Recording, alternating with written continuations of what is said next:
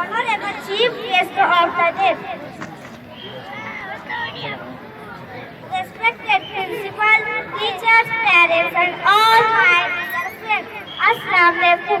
Our country celebrates the Republic Day every year since 1950.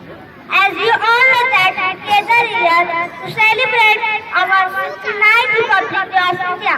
Republic means the supreme power of the people living in the country. Only Republic has rights to elect their representatives as political leader to lead the country in right direction.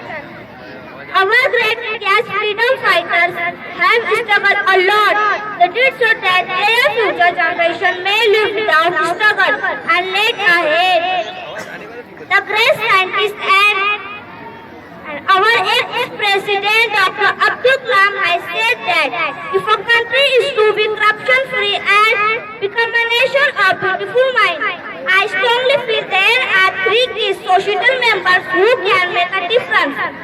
They are the father, mother, and the teachers. As a citizen of the country, we should think of seriously about it and do all possible efforts to lead our nation.